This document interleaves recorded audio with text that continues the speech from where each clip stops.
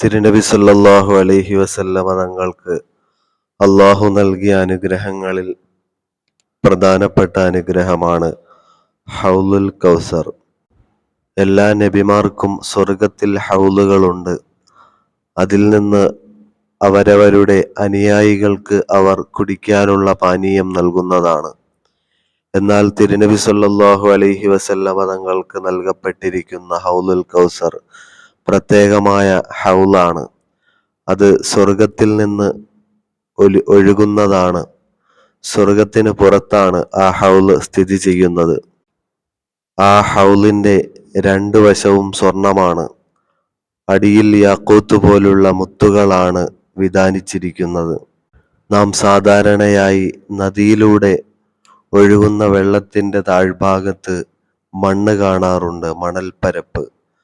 അതുപോലെ ഈ ഹൗലിന്റെ താഴ്ഭാഗത്തുള്ള മണ്ണിന് മിസ്കിനേക്കാൾ സുഗന്ധമാണ്. ആ ഹൗലിലൂടെ ഒഴുകി വരുന്ന പാനീയത്തിന് തേനിനേക്കാൾ മധുരമാണ്.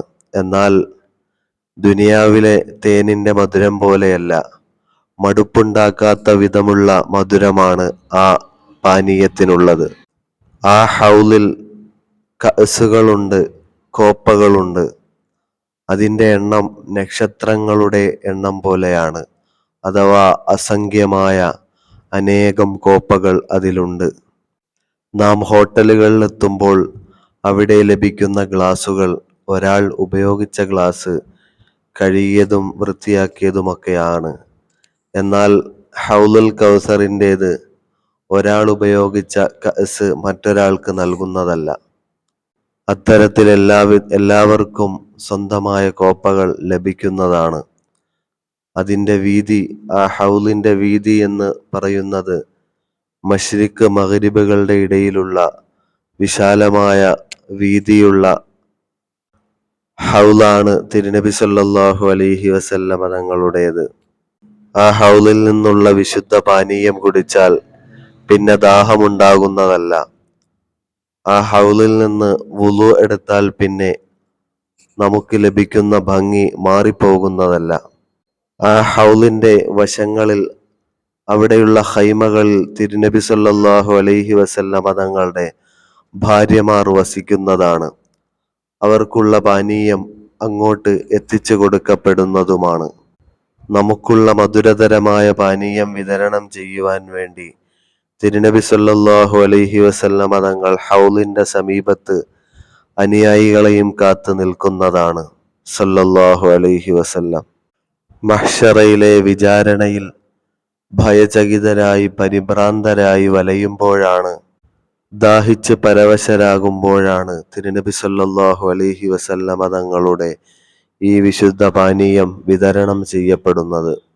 സ്വന്തങ്ങളും ബന്ധങ്ങളുമൊക്കെ മറക്കുന്ന വേളയാണത്. കിതാബ് നൽകപ്പെടുന്ന സന്ദർഭം. ആയിഷ റളിയല്ലാഹു അൻഹ നബി സല്ലല്ലാഹു അലൈഹി വസല്ലമ തങ്ങളോട് ചോദിച്ചിട്ടുണ്ട്, നബിയെ, സ്വന്തവും ബന്ധവുമൊക്കെ മറക്കുന്ന ഹബീബിനെ മറക്കുന്ന സന്ദർഭമുണ്ടോ എന്ന്. അപ്പോൾ നബി സല്ലല്ലാഹു അലൈഹി വസല്ലമ തങ്ങൾ പറഞ്ഞ മറുപടി, അതെ, മഹ്ശറയിൽ എല്ലാവരും എല്ലാവരെയും മറക്കും, പരസ്പരം മറന്നുപോകും. കാരണം സ്വന്തം കാര്യം തീരുമാനിക്കപ്പെടുന്നതുവരെ, സ്വർഗമോ നരകമോ വിധിക്കപ്പെടുന്നതുവരെ മനുഷ്യർ ആശങ്കയിലായിരിക്കും.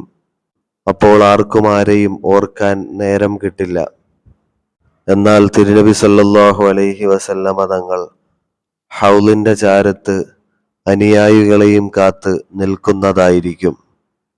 അതുകൊണ്ട് തിരുനബി സല്ലല്ലാഹു അലൈഹി വസല്ലമ തങ്ങളോട് ചേർന്ന് നിൽക്കുവാൻ, അനാവശ്യങ്ങളിൽ നിന്ന് മാറി ഇബാദത്തുകളുമായി സമ്പർക്കം പുലർത്തി സ്വലാത്തിന്റെ ദിനരാത്രങ്ങൾ ചിലവാക്കി മദീനയിലേക്ക് സ്നേഹബന്ധം ചേർക്കുമ്പോഴേ നമുക്ക് മഹ്ശറയിൽ വിജയികളാകാൻ പറ്റുകയുള്ളൂ.